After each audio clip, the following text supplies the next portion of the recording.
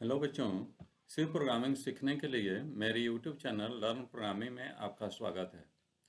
आज हम लोग पढ़ेंगे what is break statement in C language described with an example.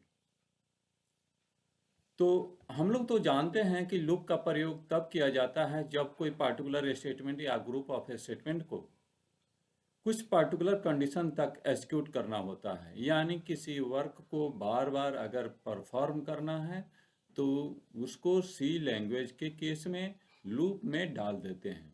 ठीक है ना। तो ब्रेक स्टेटमेंट का यूज करते हैं। Break statement is use inside loop and switch statement.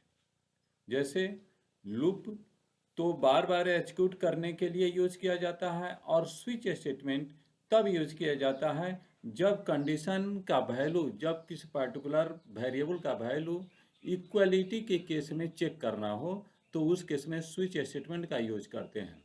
और तो लूप और स्विच स्टेटमेंट ये दोनों में ब्रेक स्टेटमेंट का यूज किया जाता है। It is generally used to come out from the loop before the loop condition becomes false.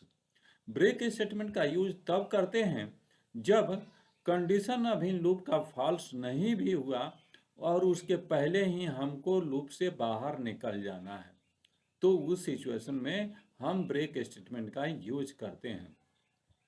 Break statement causes an immediate exit from that loop in which this statement appears. ठीक है ना। Break statement जिस loop के अंदर होता है उस loop से इमिडिएटली बाहर निकलने के लिए इसका प्रयोग किया जाता है। इन अदर वर्ड्स, दूसरी भाषा में, break statement is used to terminate the loop before the condition becomes false. यानी कि यदि लूप को कंडीशन फॉल्स होने के पहले ही अगर टर्मिनेट करना है तो उस सिचुएशन में उस लूप के अंदर हम लोग क्या करेंगे, ब्रेक कीवर्ड का यूज कर देंगे। ठीक है ना। ब्रेक लिख के और सेमीकोलन दे देंगे। इसको हम लोग एक एग्जाम्पल के माध्यम से समझने का प्रयास करेंगे। ठीक है ना। जैसे फॉर एग्जाम्पल यहाँ पर हमने एक तो प्रोग्राम लिखा है जिसमें कि ये 1 से लेके 10 तक को डिस्प्ले करेगा। ठीक है ना। इस प्रोग्राम को हम लोग सेव करके और कंपाइल करते हैं। कंपाइल किया, ठीक है, कंपाइल हो रहा है और उसके बाद अब रन करते हैं। कंट्रोल,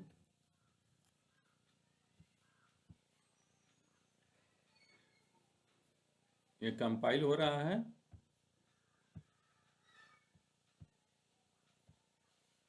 ठीक है, कंपाइल हो गया। अब इसको रन करते हैं।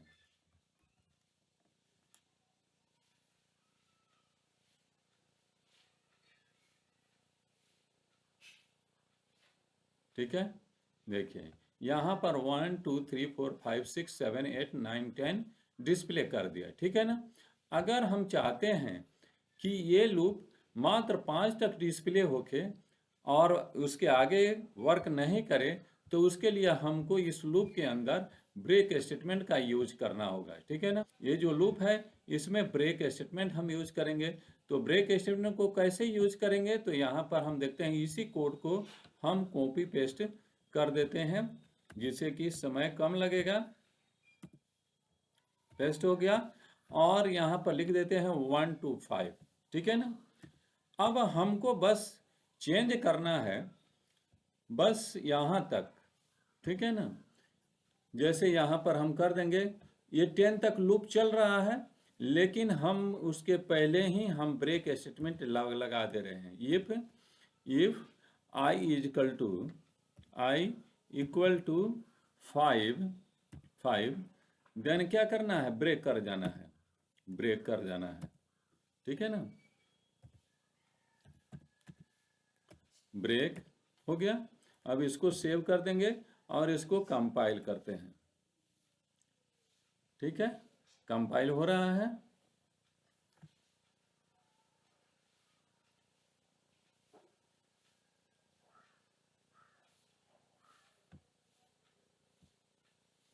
थोड़ा समय लगता है, कंपाइल हो रहा है ये।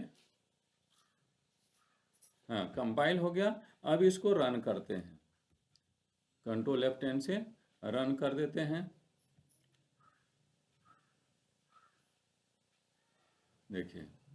देखिए यहाँ पर 1 से लेकर 5 तक, तो हमने क्या किया है,